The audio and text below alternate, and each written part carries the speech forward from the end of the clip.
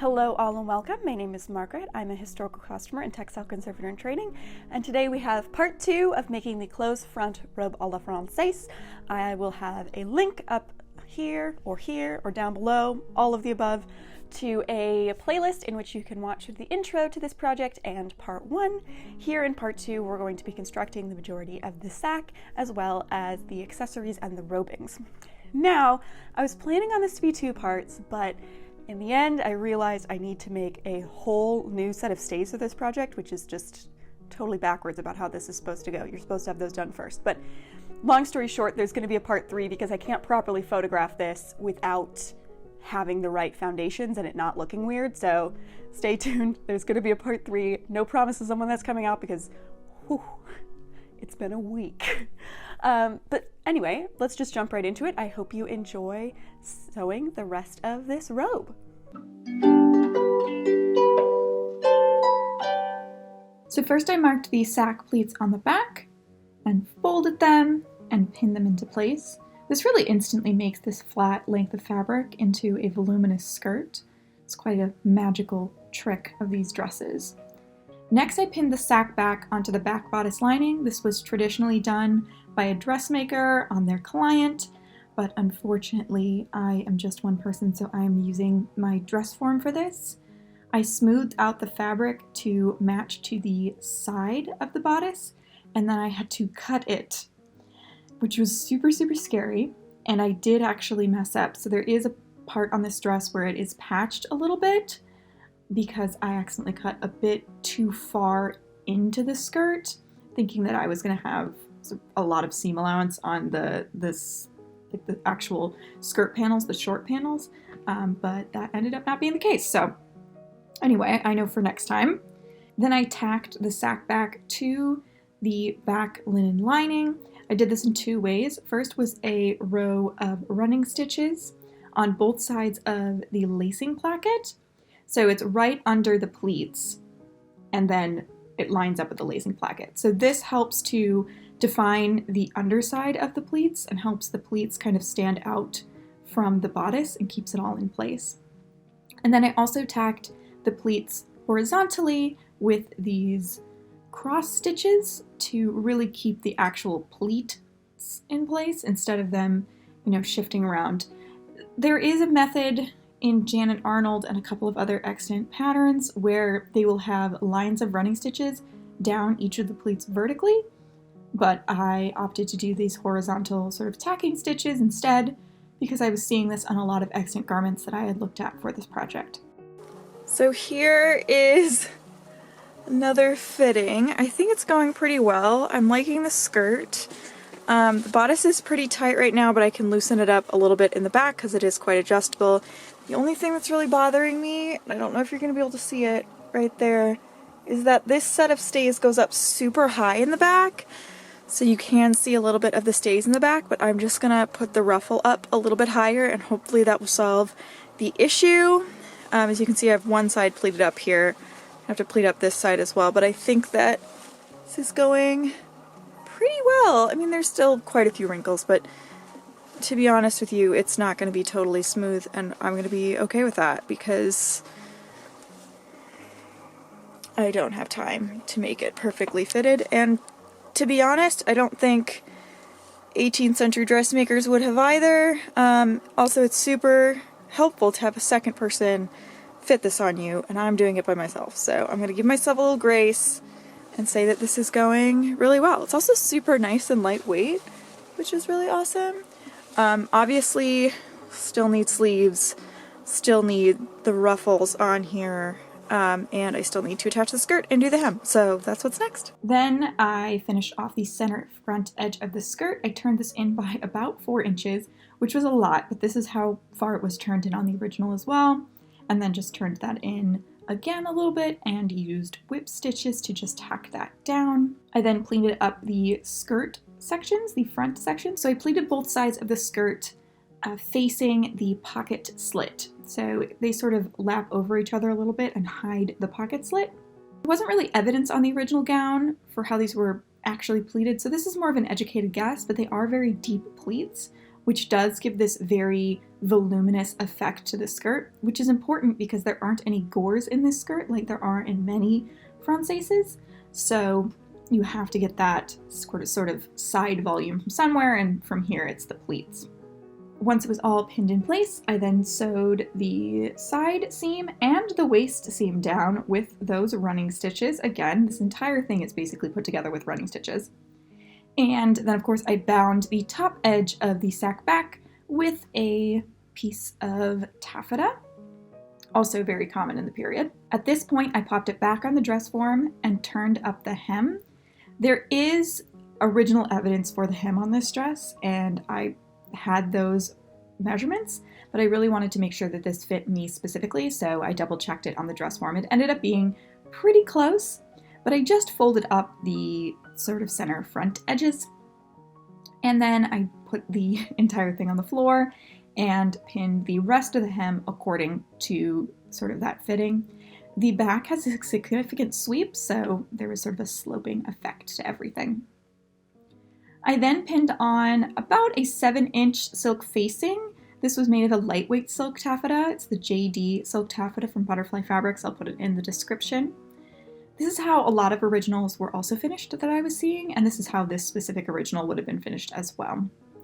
So the edges of the facing were turned in, and then everything was, of course, you guessed it, running stitched together.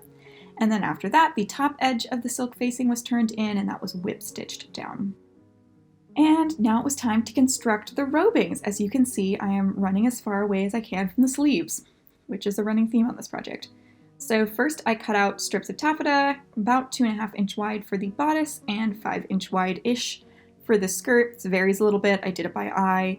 I needed a lot of these. I believe the bodice robing was 70 inches long pleated, so it was about 200 inches long unpleated, which is a lot of constructing by hand. And then I seamed these together and then did a rolled hem on all sides. It took forever. I then double box pleated these strips until they were the desired length for both the bodice and the skirt, pinned them on the front to check the length and to finalize some placement, and sewed on the trimming to the robing to sort of lock those pleats in place. This trimming I got on Etsy. I bought the seller out of it, but there is a lot of similar trims, and I will link them down below. They're vintage from the mid-century, but I think they work pretty well for 18th century. Not spot on, but I did not have time to make my own fly fringe, so here we are. Okay, so I have to actually put the sleeves on this. I have been really holding off on this bit. I don't know. I finished the robings. Literally, the robings are complete before I even cut out the sleeves, so let's do that. I then faced the music and cut out the sleeves from the taffeta, and then also a layer of linen lining and the silk enchagons from the taffeta, and then also the same lightweight silk I used for the facing. So I constructed the enchagons first. I folded under the seam allowance of both the taffeta and the lightweight silk lining and running stitched those together. And then I gathered them down to what I approximated to be the width of the sleeve because I was still putting off the sleeves at this point. And then I finally started working the sleeves. I pinned the linen lining to the sleeves, turned up that bottom edge, and of course running stitched it together. I folded in the seam allowance on one side of the sleeve, slipped the seam allowance of the other side in, and running stitched that together to make a lapped seam. And then I moved back to the engagements to avoid fitting the sleeves, of course, and attached the trimming onto the edge of those. Still avoiding fitting those sleeves, I started on my silk organza engagements. I did these with the American Duchess instructions. You can find that in the American Duchess Guide to 18th Century Dressmaking book. I just did a really fine double rolled hem for that. I fit the sleeves off screen because y'all didn't need to see that. It was a lot of contorting my body in an interesting way. If you have a friend, I suggest getting them to do this for you instead of doing it alone in your apartment. Okay, and then I backstitched these on all the way around the inside. So this is the modern way of setting sleeves. In the 18th century, traditionally what would happen is you would sort of stitch the bottom of the sleeve and then lap the top of the sleeve actually over the bodice and then have the shoulder strap or a robing or something or other covering that up. but the original for this actually had them done in the modern way, so I kept that as well. After that was done, I sewed the robings onto the skirt and bodice. I lined the silk engagements with a linen strip. This is in order for them to easily be attached and taken off of the bodice later on if I want to switch them out, and also just gives them a nice solid finish.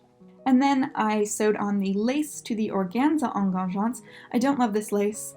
It's real scratchy and kind of tacky, but to be honest, it's what I could afford, and I can certainly make another pair when I come into. Then I attached everything else to the bodice, and we're off to the races. And now, of course, it's time to get dressed into this closed front robe a la Française. So, of course, I am wearing my shift and my under petticoat, both made of linen, both hand sewed by me. And I'm putting on this set of stays. This is a set of stays from approximately 1790 out of the Jill Solon corset making book. These are great stays, but as you will see later on, they're not great for this project because they are too high in the back. So I will have to make another set of stays for this project. You will hear more about that later. Next, of course, is my bum roll. This is just it's a bum roll. It looks very Elizabethan, to be honest with you, but it does a good job of supporting this garment, as this garment was probably not worn with panniers. Next, of course, we have our silk petticoat that you saw in the last video.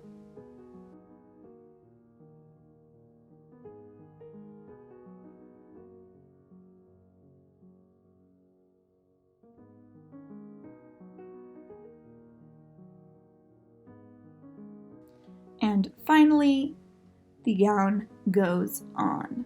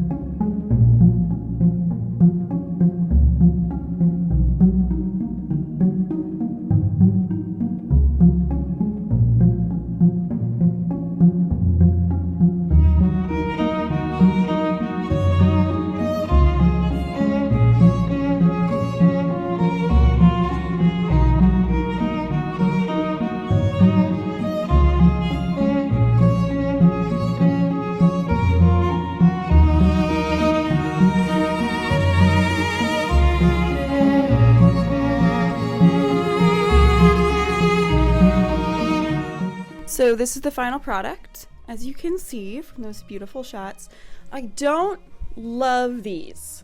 I think they look a little bit silly, and I think it's because they're down too far. They extend all the way to my wrist. So I'm gonna end up taking the engagements off and then putting these up higher. So that's gonna take a little bit, and I wanna make a little bow right here and for my, right in my engagements as well.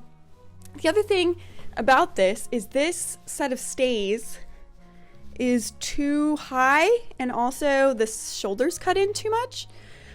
These stays are from the Jill Solon book, so I made them a long time ago. They're like a 1790s pattern, I believe. So I have to make a new set of stays before I can like truly photograph this outfit. So there's gonna be a part 3. Exciting, exciting stuff. So far, I'm really happy with the dress itself.